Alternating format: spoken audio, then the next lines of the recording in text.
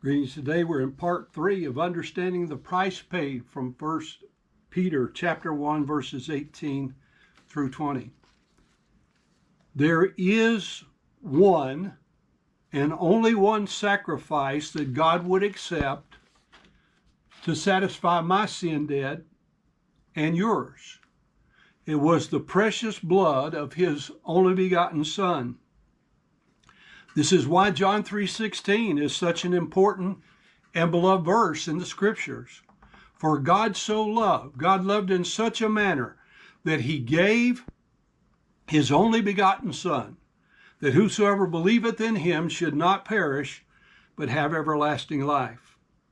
We've mentioned John 1:29.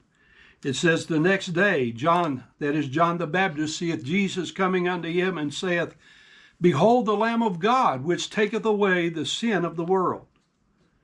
Again in verse 36 of John 1, he says, And looking upon Jesus as he walked, saith, Behold the Lamb of God. Now the book of Hebrews teaches us more clearly about the intended meaning and the prophetic impact of the Old Testament sacrifices.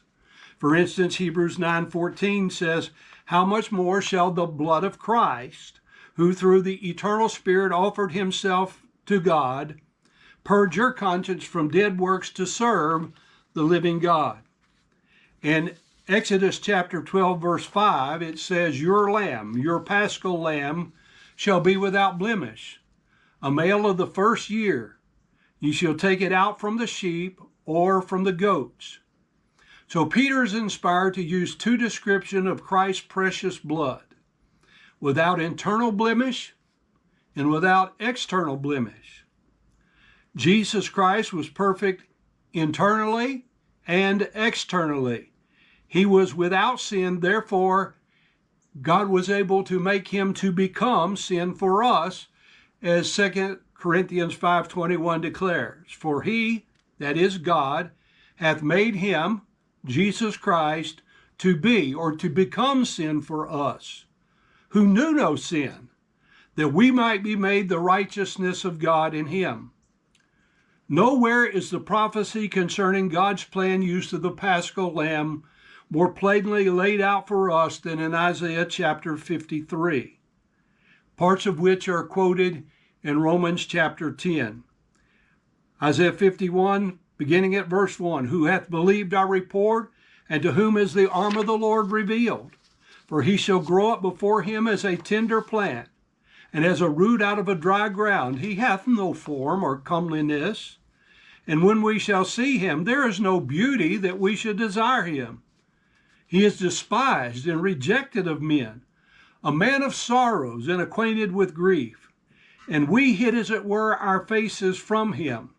He was despised, and we esteemed. We gave him no honor. Surely he hath borne our griefs and carried our sorrows.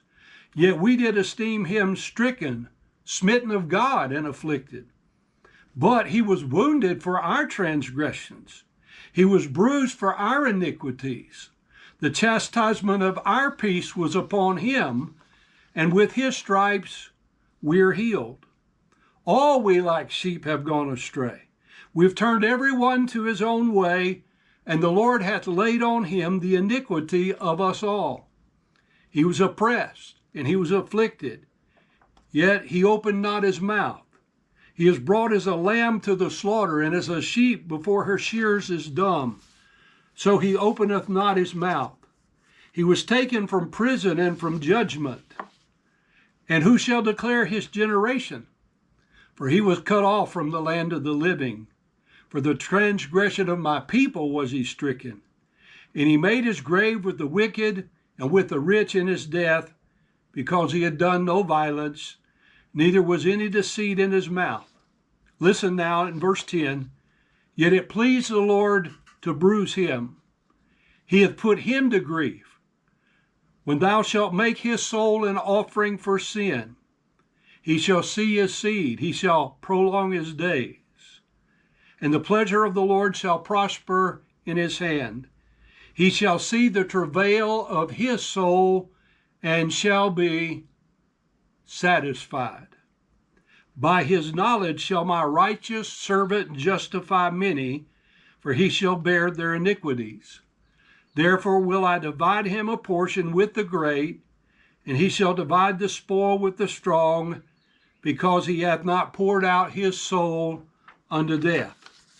And he was numbered with the transgressors, and he bare the sin of many, and made intercession for the transgressors.